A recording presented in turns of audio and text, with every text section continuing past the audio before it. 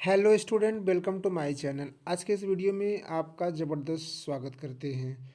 आज के इस वीडियो में हम लोग टोटल 20 प्रश्न क्लास 10th के जो कि इतिहास के फर्स्ट चैप्टर से देखने वाले हैं। तो पूरे वीडियो को अंत तक वॉच कीजिएगा और यदि चैनल पर पहली बार हैं तो चैनल सब्सक्राइब कर लीजिए और बेल आइकन को भी प्रेस कर लीजिए ताकि ऐसी कोई भी नोटिफिकेशन आपके पास तुरंत पहुंच सके। तो चलिए स्टार्ट करते हैं। और आज का पहला प्रश्न है, फ्रांस की क्रांति कब हुई थी? तो पहले प्रश्न का पहला ऑप्शन 1774, दूसरा 1789, तीसरा 1815, चौथा 1848। तो प्रश्न नंबर फर्स्ट का जो राइट आंसर है ऑप्शन नंबर बी 1789। दूसरे प्रश्न तरफ बढ़ते हैं। दूसरा, राष्ट्रवाद का अर्थ क्या है?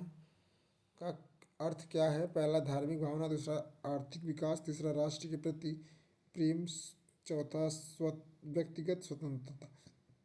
तो प्रश्न नंबर सेकंड का right answer option number C राष्ट्र के प्रति प्रेम। तीसरा प्रश्न है, नेपोलियन बोनापार्ट ने स्वयं को फ्रांस का सम्राट कब घोषित किया? पहला 1799, दूसरा 1802, तीसरा 1804, चौथा 1815। तो थर्ड का जो right answer option number C 1804। Fourth तरफ बढ़ते हैं। फोर है, वियना की संधि कब हुई थी?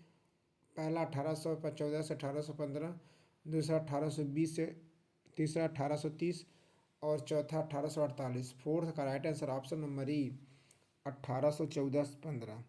वियना की संधि की अध्यक्षता किसने की? पहला नेपोलियन, दूसरा बिस्मार्क, तीसरा मेटरनिख, चौथा मैजिनी। तो फाइव का right answer option number C Metternich. Five के बाद सिक्स की तरफ बढ़ते हैं। सिक्स, इटली के एकीकरण में किसकी प्रमुख भूमिका थी? पहला बिस्मार्क, दूसरा मैजिनी, तीसरा मैनीवार्डी। तो प्रश्न नंबर सिक्स का right answer option number D उपयुक्त सभी। चलिए अगली तरफ बढ़ते हैं और आपका सिक्स वाला प्रश्न है, जर्मन की एकीकरण का नेता कौन था? पहला हिटलर, दूसरा बिस्मार्क, तीसरा विलियम प्रथम, चौथा मैजिनी। तो सेवंथ का right answer option number B Bismarck. Eight की तरफ बढ़ते हैं। एट है, जर्मनी का एकीकरण कब हुआ? पहला 1848, दूसरा 1866, तीसरा 1871, चौथा 1914। तो प्रश्न नंबर एट का जो राइट आंसर है ऑप्शन नंबर सी 1871। चौथे प्रश्न तरफ बढ़ते हैं और नौवें प्रश्न तरफ, जर्मन का एकीकरण कहाँ घोषित किया गया था? बर्लिन, दूसरा पेरिस, तीसरा वर्साय का महल, चौथा वियना। तो नाइन का right answer option number C Versailles का महल। 10 नंबर है, इटली का एकीकरण कब पूरा हुआ? पहला 1948, दूसरा 1800, पहला 1848, दूसरा 1861, तीसरा 1871, चौथा 1919। तो प्रश्न नंबर 10th का right answer option number B 1861। अगले प्रश्न तरफ चलते हैं। अगला प्रश्न है कि यंग इन इटली संगठन की स्थापना किसने की? पहला है गैरीबाल्डी, दूसरा बिस्मार्क, तीसरा मैजनी, चौथा मेटरनिख। तो 11th का right answer option number C है मैजनी। 12 तरफ बढ़ते हैं। 12 प्रश्न है कि 1848 की क्रांति किससे संबंधित थी? पहला राष्ट्रवाद, उदारवाद, दूसरा साम्राज्यवाद, तीसरा उपनिवेशवाद, चौथा समाजवाद। 12 का राइट आंसर ऑप्शन नंबर ई राष्ट्रवाद और उदारवाद।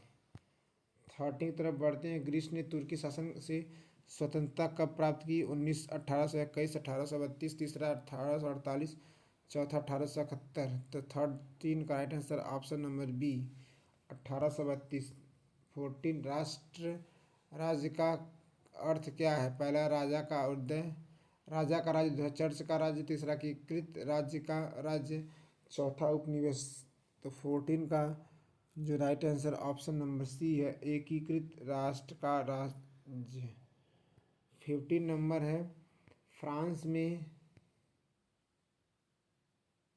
राष्ट्रवाद को बढ़ावा देने वाला प्रमुख प्रतीक कौन सा था? पहला राष्ट्रीय ध्वज, दूसरा चर्चा, तीसरा सेना, चौथा राजा। 15 का right answer option number A राष्ट्रीय ध्वज।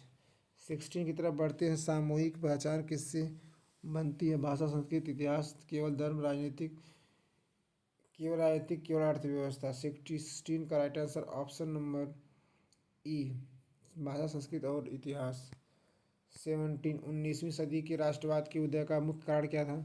औद्योगिकरण, सामंती व्यवस्था, उपनिवेशद, धार्मिक युद्ध। 17 का राइट आंसर होगा ऑप्शन नंबर ए, औद्योगिकरण। 18 की तरफ बढ़ते हैं। नेपोलियन ने कौन सी संहिता लागू की? दास संहिता, नागरिक संहिता, धार्मिक संहिता, सैन्य संहिता। तो 18 का right answer option number B है, नागरिक संहिता।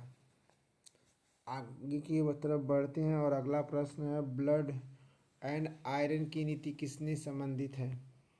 तो 19 का राइट आंसर पहला नेपोलियन, दूसरा हिटलर, तीसरा बिस्मार्क, चौथा मैजनी। तो प्रश्न नंबर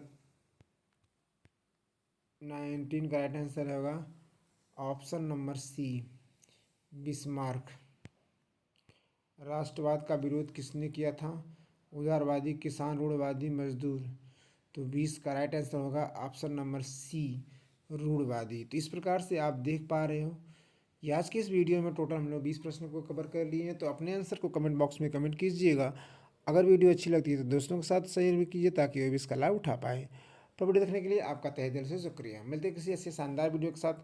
तब तक के लिए हंसते रहिए, मुस्कुराते रहिए और अपनी पढ़ाई को आगे की तरफ बढ़ाते रहिए।